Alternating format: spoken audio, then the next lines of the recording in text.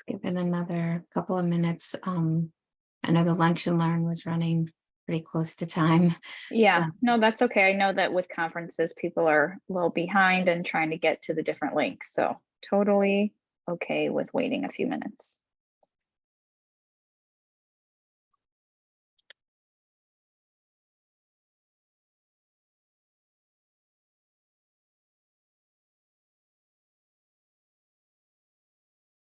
things been going well for you, Kevin, as a department support person. I think so. Okay, It's really not any different than doing GA stuff. I know. We appreciate the support. I appreciate being the support. I can see.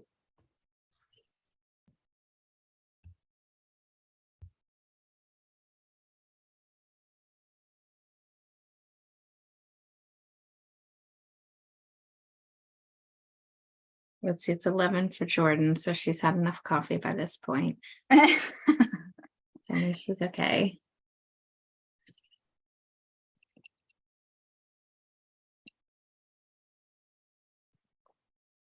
Yeah, I guess some of those early sessions for you are super early, aren't they?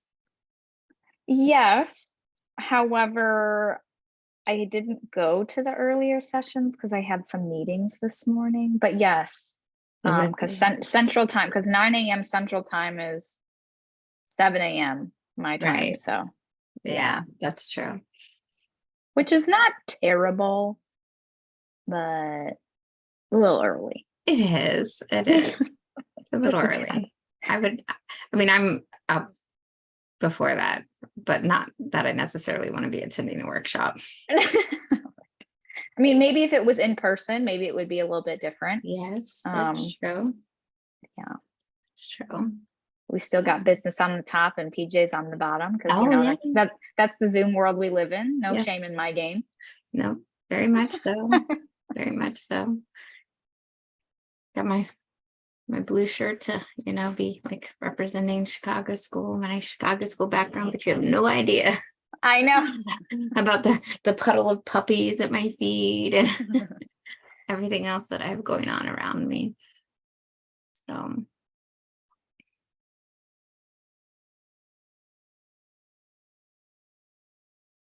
okay, well, it is 12:05, so I don't mind getting started. Okay. We have Holly here who can continue to monitor anybody that happens to join, and if she can let them in, so we can go ahead and get started. Would you like to?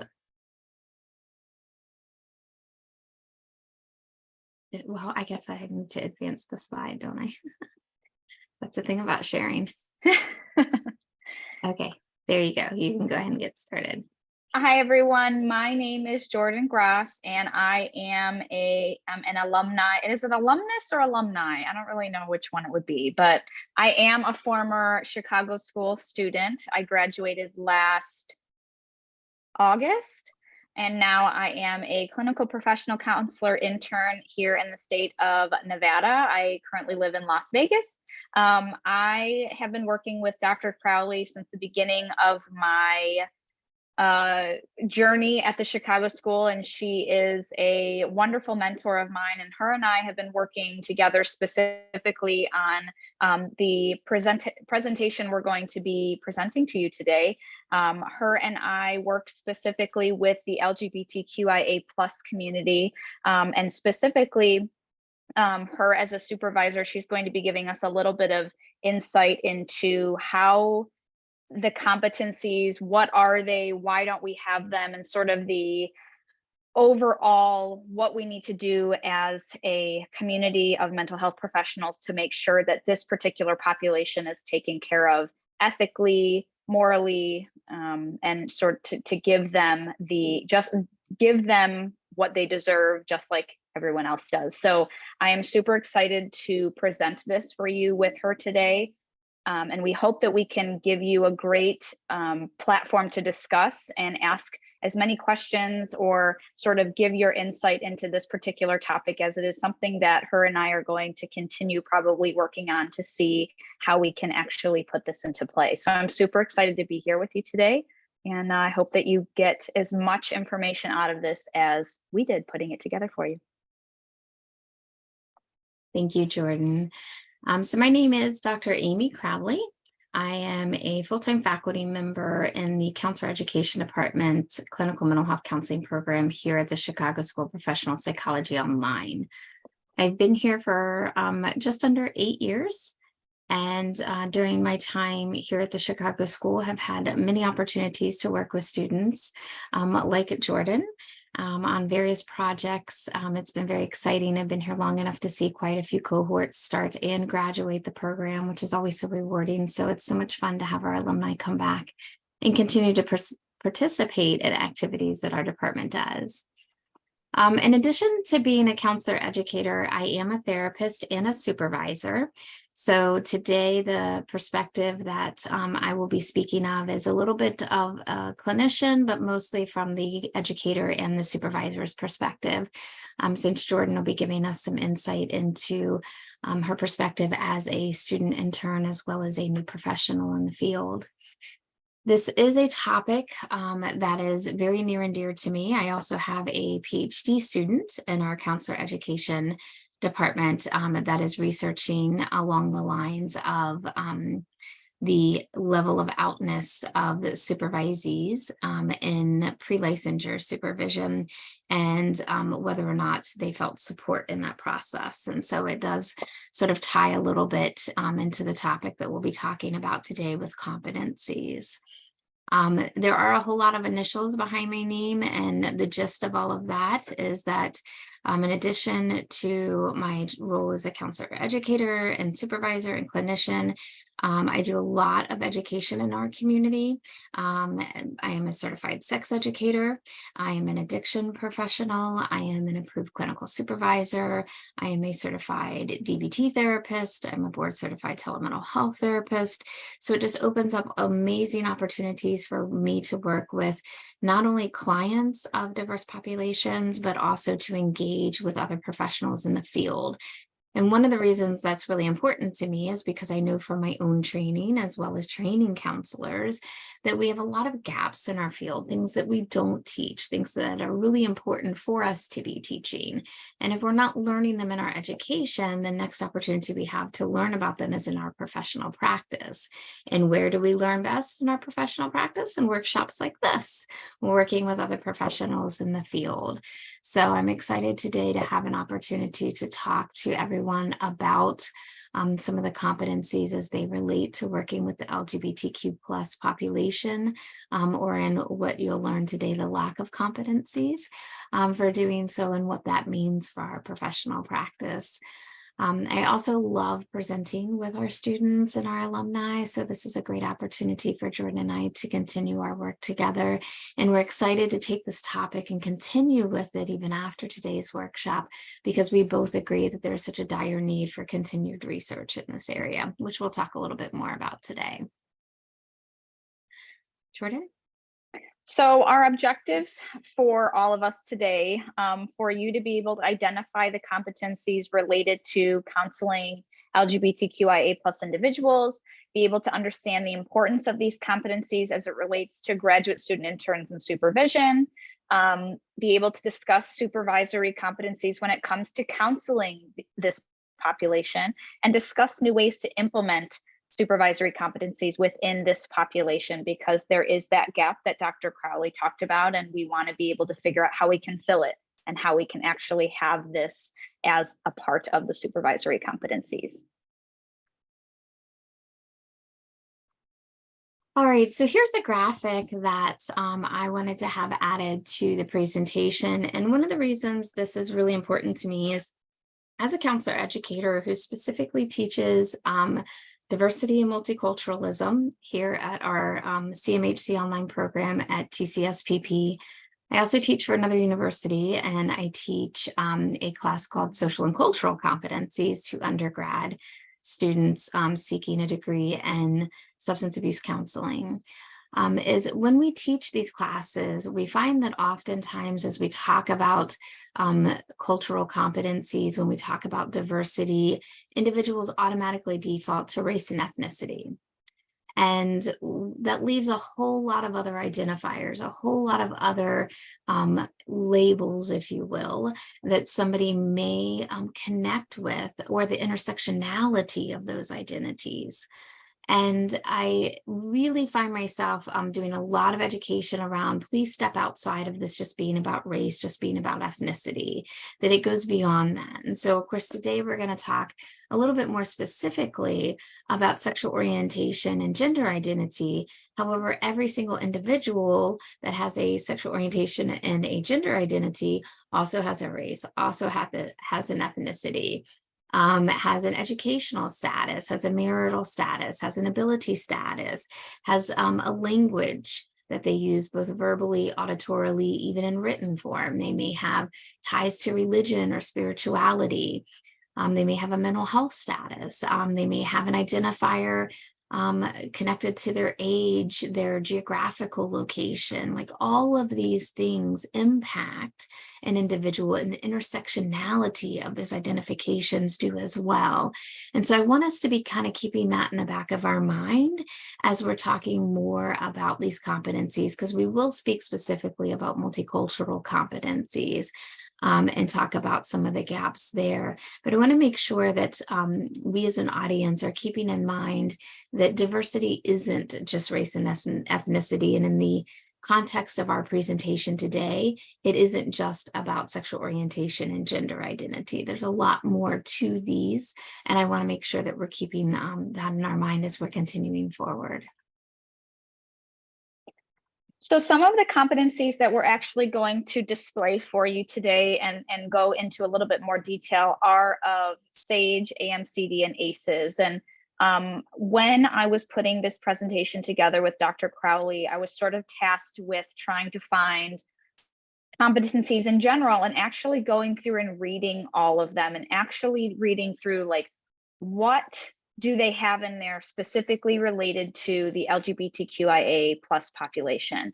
And ding, ding, newsflash, there is not a lot, if any. And that is sort of why Dr. Crowley and I really wanted to make it a point to present on, because, you know, in our field, there is a lot of research lacking in some of the things that we do and some of the work that we do and some of the populations that we work in. And so I went through all of these different competencies and I pulled just a few things that sort of, you know, tailored to what we were doing, but they didn't quite hit the mark. And you'll see here as Dr. Crowley moves forward that the competencies that I did pull, they have just, it sort of is like you touch just a little bit, but it's not exactly what's needed. And so as we go through these, Kevin will go through towards the end and sort of paste in these competencies for you to go ahead and read yourself and go through and actually look through, you know, all of these documents at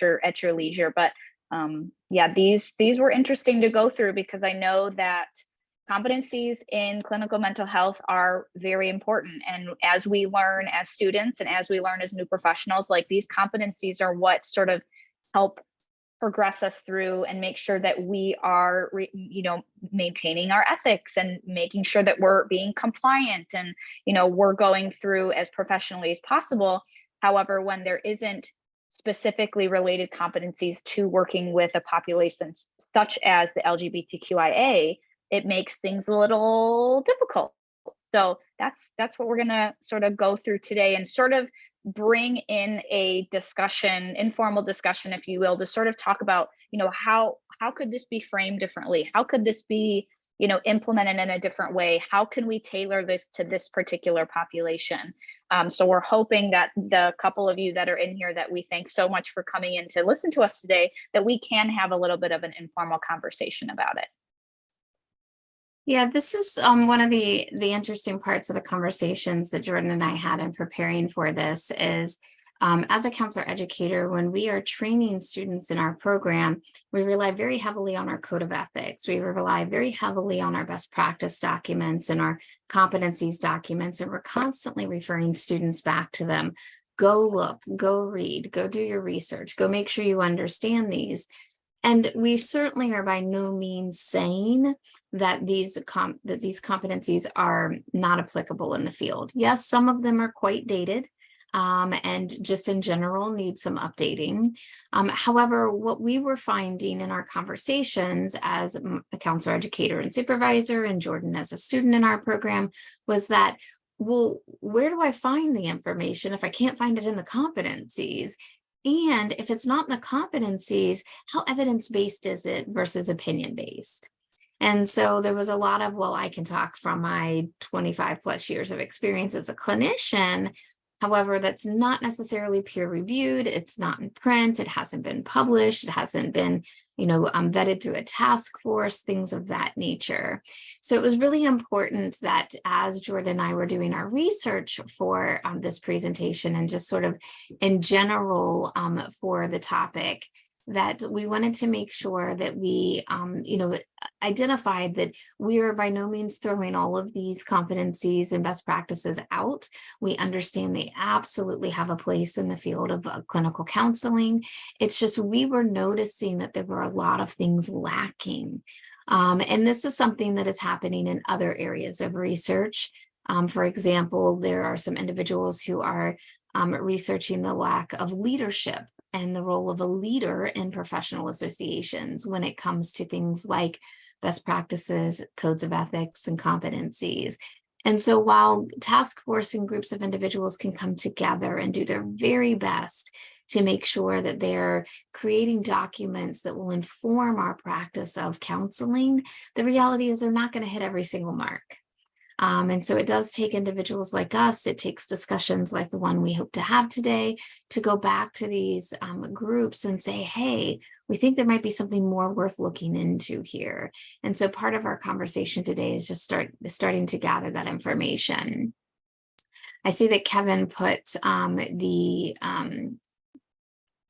is starting to put some of the links in the chat. So Kevin, make sure that they're all published to everyone so that they can see those links as we start going through them. For those that may be a little unfamiliar with the acronym SAGE, SAGE was previously known as LGBTQ. It is one of the divisions of ACA, and just over 2 years ago changed their name to be more inclusive of gender expansive identities. So we have eliminated the SAGE acronym, and I'm sorry, we've eliminated the LGBTQ acronym and have now moved into the SAGE acronym. So if you're wondering where that one came from, that is the current division is now known as SAGE instead of LGBTQ. Do you want to start?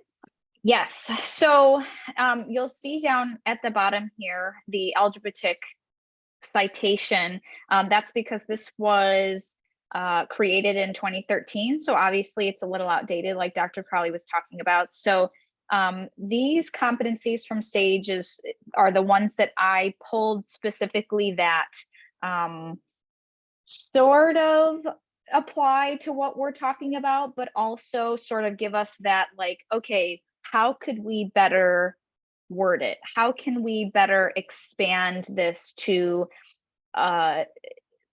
incorporate supervisors or, the consultation aspect of it? And so these were some of the ones that I pulled that I thought that we could discuss a little bit more in depth, because they do have the words such as consultation and supervision and, expertise in working with individuals with affectional orientation. And so some of these do hit a mark, so to speak, but they don't necessarily hit the mark that Dr. Crowley and I believe would be beneficial to a student intern who's working with this population, or necessarily just a supervisor who, is supervising, maybe 15 or 20 different student interns, and maybe doesn't necessarily have, not necessarily the expertise in working with this particular population, but has experience working with this population and has, maybe some different certifications that they've taken, or, different classes or workshops or conferences or CEUs that they've developed over time. So this is important to me only because I have great supervisors. My supervisors are fantastic. However, they don't necessarily have the experience or the knowledge working with this particular population as a whole. And fortunately and unfortunately, when I was a student intern, I had a lot of individuals from this LGBTQIA plus population.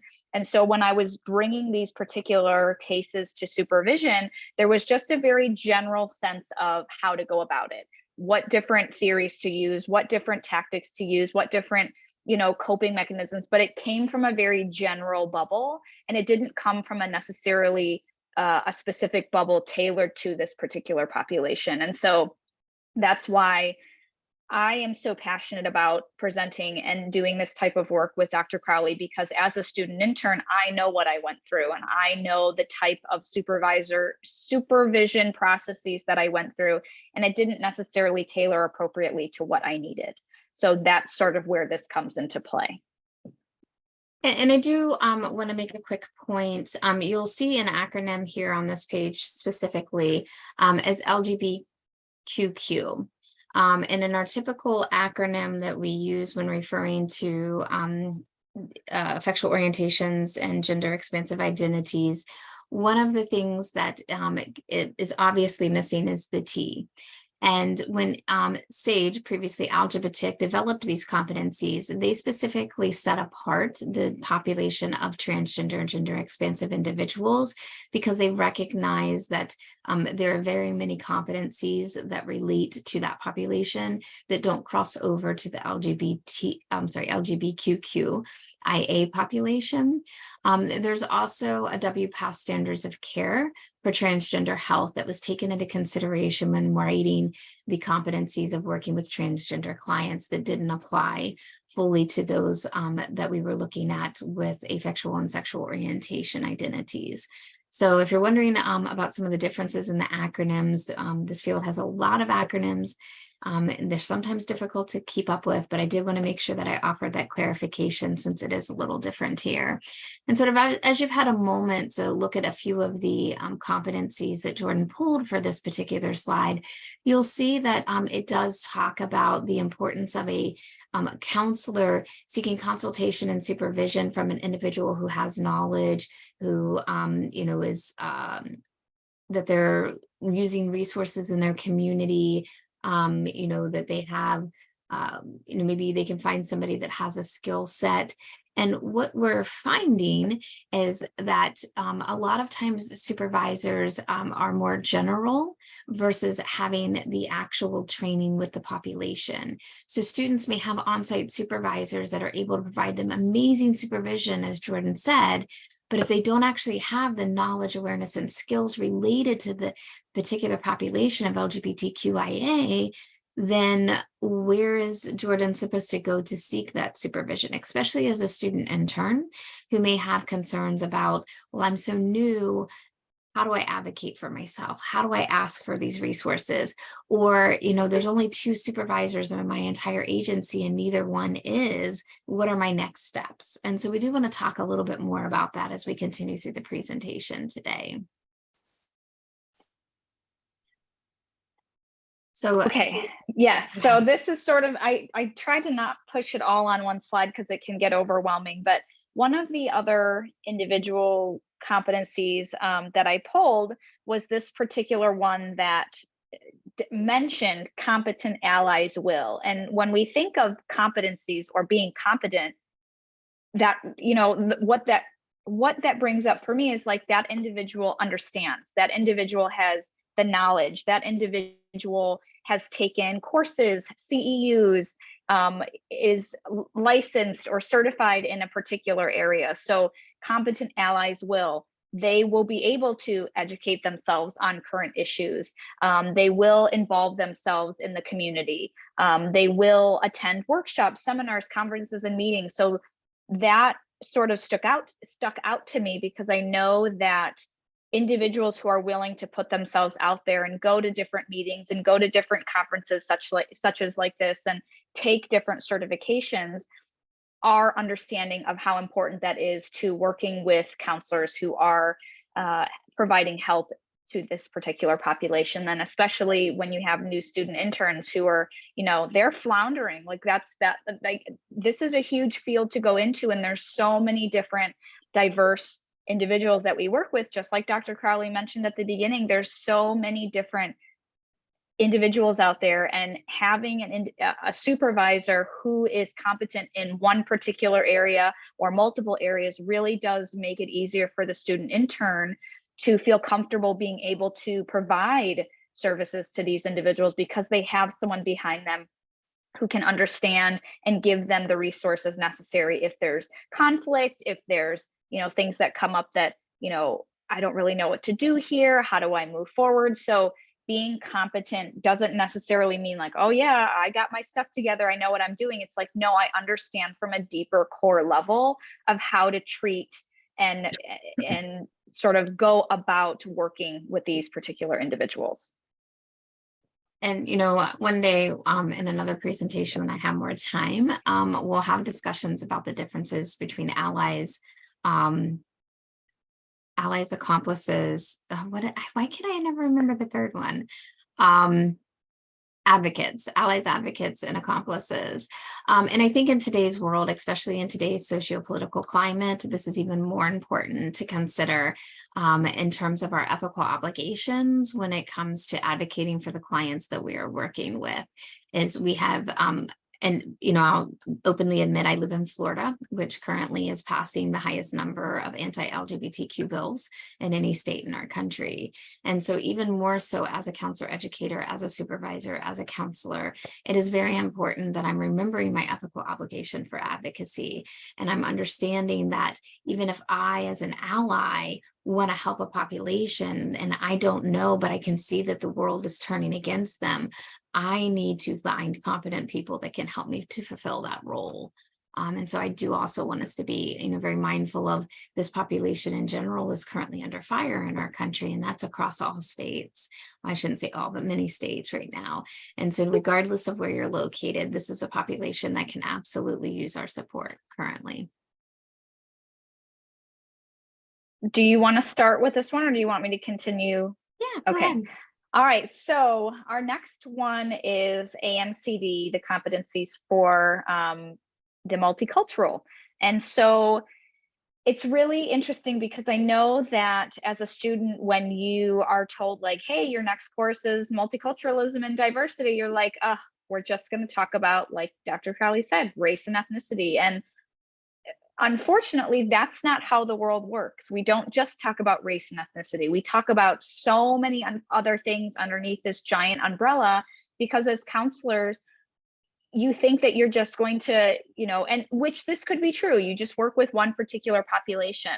Fortunately for me, I have everything underneath the sun, and I believe that it makes me a well-rounded counselor to be able to have the experiences of working with cultures and races, ethnicities, genders, sexualities, and every other color underneath the rainbow. And it really does give me a better opportunity to be able to service those clients. And so when we talk about being culturally competent and culturally skilled, it's really important when we're treating these particular populations, because we have to understand underneath their umbrella. We have to understand them from a more personal level, in order to understand like, oh, wow, you really are struggling there, and having a particularly culturally skilled counselor to have a very clear understanding of that only gives you a better rapport with your client, right? And so when we talk about, some of these things here, let's see. So culturally skilled counselors have knowledge of the potential bias and assessment instruments, or culturally skilled competence have a knowledge of family structures and hierarchies and values and beliefs. And we think about that as in a very like, oh, like I understand, the family structures and the hierarchies, and I get it from a very baseline perspective. But when we're talking about competencies in general, it's really important, especially for new student interns. And I know that we like beat we beat a dead horse all the time in school, like these are really important for you to understand. And that's why Dr. Crowley makes it so important for her students to go and actually read up on these competencies and read through and read the in between the lines, because if we're not being able to understand from a very ethical and cultural perspective of what we need to have as a counselor educator and a counselor professional, how can we then be appropriate for our clients? And so especially with this particular LGBTQIA+ population, being culturally aware is super important for us to understand how we can then tailor treatment plans, how we can then tailor, the way that our sessions go. And so that's why it's super important for these competencies to be read and understood. And unfortunately, we don't see a lot of LGBTQIA+ in this multicultural competency. So that's another one of these gaps that Dr. Crowley and I are really trying to fill, because this would be really important here. I think it's also really important to note that even as you read the 5 that Jordan had listed for us, we see a lot about culturally skilled counselors. We don't see the word supervisors. And so being able to talk about what a culturally skilled supervisor has a responsibility to do in session. It would be wonderful if every supervisor was a clinician simultaneously, and so that they understood that these competencies can more easily apply to them, both as a clinician and as a supervisor. Unfortunately, there are a lot of supervisors who themselves are not clinicians and may never have been a clinician. It is quite possible to be a clinical supervisor without having the same clinical experience, to be offering supervision at some agencies more on an administrative basis, but nevertheless, not to have the same ethical and competency requirements that a clinician has. In this case, while AMCD worked really hard to address diversity globally, they did not specify the LGBTQIA+ population, which affords an opportunity for people to not have to extend beyond that race and ethnicity component I talked earlier, but they also don't hone in on supervision specifically. It's a little bit disheartening that we're lacking much more in-depth competencies from a cultural and diversity perspective as they relate to supervision, because we know the supervisory relationship has 3 levels. We've got the supervisor, we've got the clinician, and we've got the counselor. So with at least 3 individuals involved in this process, imagine the vast variety of identifications that can exist between those 3 individuals. One may look exactly like another. They may look absolutely nothing alike. They may have very visual identities. They may have hidden identities. We just don't know. So really leaving out this very unique relationship that occurs in supervision, especially as it pertains to diversity competencies, is just something that has really struck me as unusual. And I'm surprised that here we are in 2023 and we are still not seeing this listed in an official document. So. Aha. ACEs, best practices in supervision. So, ACEs is the Association for Counselor Education and Supervision. And so you would think that, these particular competencies would have something along the lines tailoring to LGBTQIA+ population. Unfortunately, there is not. There's a lot of baseline, what the supervisor is expected, what is expected of the supervisor, what the supervisor should be competent in, what the supervisor should, have information on. And unfortunately, there isn't anything within the best practices that I've looked at that has anything to do with the LGBTQIA+ population. So, the things that I've put in here is, the basics of, the supervisor attends to the full range of cultural factors, including race, ethnicity, gender, sexual orientation, socioeconomic status, all of these, under all of this giant umbrella of what is expected of them. And, gender, sexual orientation, and ethnicity are in there, but I believe what Dr. Crowley and I are really trying to fill here is that particular section in this best practices of what needs to be expected when working with this population. And like I have talked about before, having a supervisor that is competent and ethical and knowledgeable and skilled and certified even in this particular, with this particular population is important, and I believe should be something that should be implemented moving forward, because we are in 2023, like Dr. Crowley said, and unfortunately our country is not on the same page with this particular population, and there are a lot of states out there that are passing and getting ready to pass some really uncomfortable laws and bills, and we don't have the ability to necessarily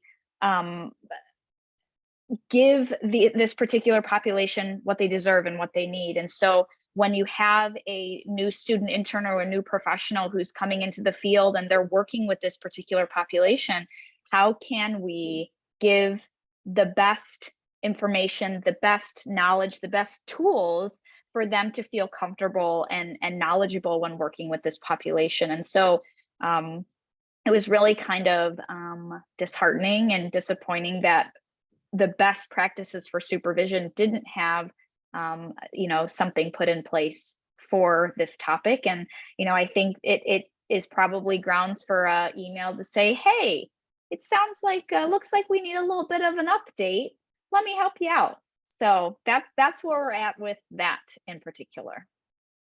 And one of the things that I found very interesting about this particular document was, while it does more define a supervisor's role, what it doesn't, again, go into depth and define is that supervisory 3-level dynamic. So if you have a client who identifies as a member of the LGBTQIA population and a clinician that's seeking some guidance and support on how best to support this client and brings that information into supervision, whose responsibility is it to kick off this conversation? Whose responsibility is it to say, hey, this is something we absolutely need to talk about. Here's where my level of competency, here's where your level of competency, here's what we need to learn, here's what I can help you learn. How is that conversation actually occurring, and is it even occurring? We also have the potential for either the clinician or the supervisor to identify as a member of the LGBTQIA population, regardless of that client's identification. And then how does that impact supervision? So going back to our example of the current sociopolitical climate that we live in, you could have a clinician who identifies as a member of the LGBTQIA population, goes into a session, and a client walks in wearing a hat that says MAGA on it.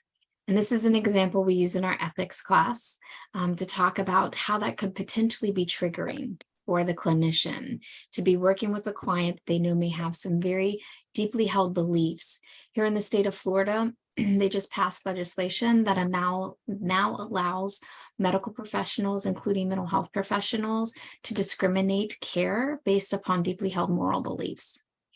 And so it is quite possible that, this dynamic can go either way, where we can have a client coming in for support and a counselor saying, I don't want to work with you. What role does the supervisor have in this? What role is the supervisor going to take? Who is responsible for bringing these topics up and discussing them and reminding clinicians and supervisors that we have codes of ethics and competencies that we really should be adhering to? And when it comes to a population that's currently under fire in our country, it's even more important that we're doing our due diligence to keep ourselves informed as educators, as supervisors, and as clinicians around this topic. All right, do you want to go first? Sure. So I know that throughout the presentation today, I gave a little bit of a background of my experience as a student intern, and I was very fortunate to be in a large agency, so to speak. However, I had a lot of freedom in, choosing particular clients that I knew I felt comfortable with and had the competency to be able to treat and work with. And I am one of those people and interns and, professionals even to this day that will just be like, come in, let me help you. My door's open. Like, just because I have an 84-year-old client right now, 84. And then I also have a 4-year-old. So like, everyone, you're welcome in my little office. And so as a student intern, I was fortunately able to sort of see a full gamut of individuals. And I think that as a professional, that is a really great way to just get experience as you're a student intern. And I think that's one of the things that the Chicago School does really well, is they sort of push you to doing things a little bit outside of your comfort zone. Because it's funny, I laugh about this with Dr. Crowley all the time. Like, I didn't think I would be mainly working with the LGBTQIA plus population. When you come into graduate school, you're like, this is what I want to work with. This is what I'm passionate about. And you don't really have a full knowledge of, this is what I want to work with. And that was really something special to me, is when I did become a student intern, it sort of just gravitated, and I gravitated towards this population. And like I said, I have amazing supervisors. The supervisor I had as a student intern, she's now my intern as my supervisor as a state intern. So I know her practices. I know that she's very well versed. However, there are some gaps there. There isn't a lot of discussion about LGBTQIA plus as a whole, and what she has experience in, what she has training in. And so I had to do a lot of my own research. I had to do a lot of my own readings and CEUs and things to be able to understand who I was working with and what's the best way to talk to them. What's the best way to ask questions? What's the appropriate way to go about it? And so as I've learned, that's the first thing I ask is, what are your pronouns? What would you be most comfortable? I have clients that don't use their biological names. And so in their case notes, I'm like, they, them pronouns, he, him pronouns, all the different pronouns. I put it in their big letters up there, so I know, and I even put their new name. And so I have learned in my own training by myself to be able to understand that this particular population, they need more. And they need more educators, and they need more professionals out there that do understand them from the ground level, and not necessarily looking at them from above with a magnifying glass. They need something personal behind it. So as I'm working to full licensure, I'm doing a lot of research on my own. I'm doing a lot of training on my own, and working with Dr. Crowley has been nothing short of amazing, because she gives me so many things to sort of think about and work with. And that's what I believe is really special about still creating relationships with your professors outside of your program when you graduate, because they have just a wealth of knowledge. And so, I'm constantly texting, Dr. Crowley, asking questions, here's what I have, what's the best way to go about it? And so that's sort of what my experience has been like as a whole right now. And I'm super grateful to be able to have the wealth of knowledge and experience that I do to be able to work with this population. Thank you, Jordan. So again, I'm going to speak more specifically as an educator and a supervisor. So as an educator here in our program, I also have a responsibility as a university supervisor for students that are going through their practicum and internship experiences. And primarily I teach internship too. So I'm getting students that are at the end of their program. But I am one faculty member in a program that frequently has about 10 of us teaching fieldwork at any given time. So it's not fair to expect every single university supervisor to have experience in every single population that every single student in their class has. It's just not realistic. So while we have a wonderful, diverse set of supervisors here at our university, here in our program, as well as our professors, the reality is you could very well be in a fieldwork class with a university supervisor who is also, in addition to your site supervisor, not versed in this population. And so I do go kind of that extra step and make myself available to students in our program in any way that I can to support them. I support our directors of clinical training as it relates to topics of how do we do more LGBTQ plus education amongst our students, amongst our professors, amongst our university supervisors. I also do actively teach classes in which we can incorporate topics around LGBTQIA. It does fall into our diversity classes and our human sexuality classes, but I also address it when I teach ethics. I also address it when I teach lifespan. I also address it, when I'm teaching psychopathology, and I'm finding ways to incorporate it into my other classes because it is super important that we're always considering diverse populations and how the diverse population identities can impact any topic that we're learning on.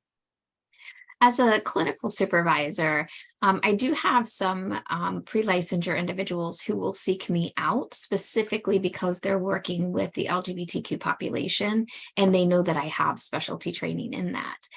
However, because I don't have interns at my private practice, I am their secondary supervisor. So oftentimes they have a supervisor on site who just doesn't have that clinical training, who doesn't have the background, maybe even isn't really interested in going and learning more. And so they have to seek out a secondary resource. And while I love being able to be that person, there are also times when I'm a little bit disheartened that there aren't more of us in this field, more educators, more supervisors doing our due diligence to try to have some training to help whatever supervisees and or clients or supervisees are working with that they're meeting with in sessions each week. So I do, as both an educator and a supervisor, I do my role to be working with the students and the supervisees. I do my role to try to be educating others in the community, but there is still a gap because, again, I'm one person. And I'm not saying that many of my colleagues are not doing their due diligence, but I do know that there is a big gap here. And without having competencies, without having ethical obligations that say you must learn about these populations in order to be a qualified supervisor, it's really hard to encourage my colleagues who are not well trained to go in above and beyond and learn a little bit more. And so some of my passion behind this is really to encourage our professional associations to sort of put pressure on educators and supervisors to become more well-rounded in the topic. Okay. So I know that we're coming up on time here. So I did put our emails in the chat, and I think we have our emails towards the end of the session as well. So if you have more questions, if you have things that you want to learn more about, you can definitely reach out to myself and Dr. Cowley.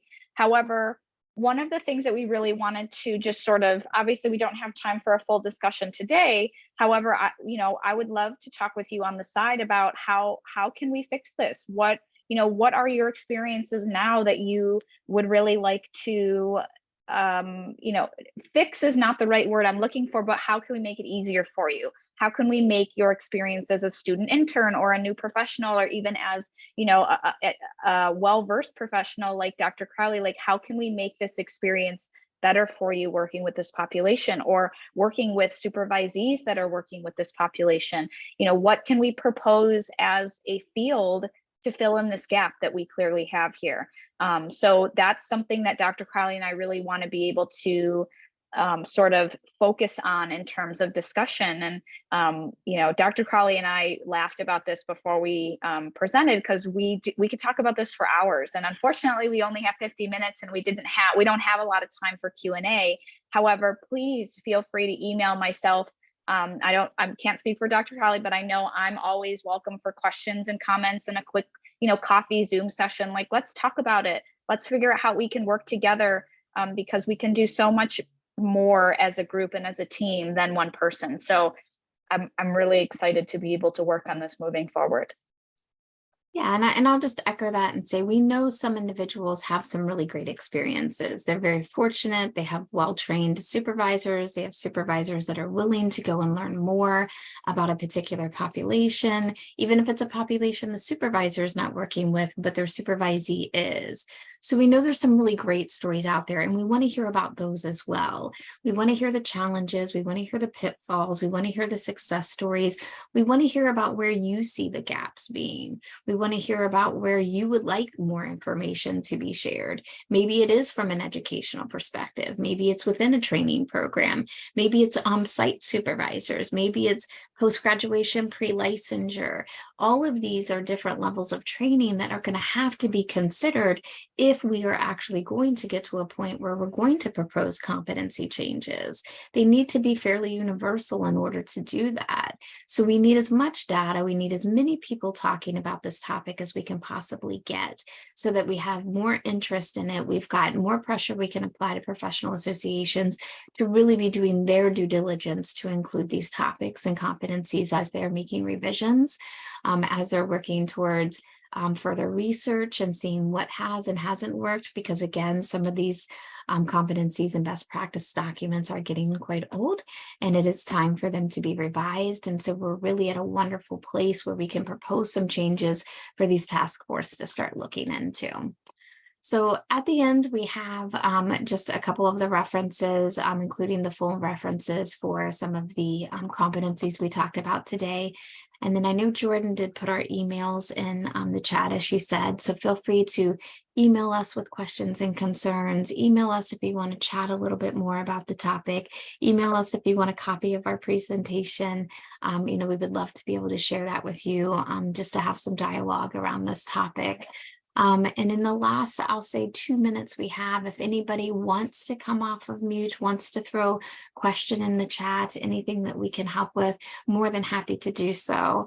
As I know we know we can talk about this for hours, so we really tried to pare it down and leave you guys some time, but this time does go pretty quickly, so it is a little bit difficult to get extra Q&A time in there, but we're more than happy to stay on for an extra minute or so if anybody would like to ask us anything. Otherwise, thank you all so much for coming and meeting with us today. We really do appreciate it.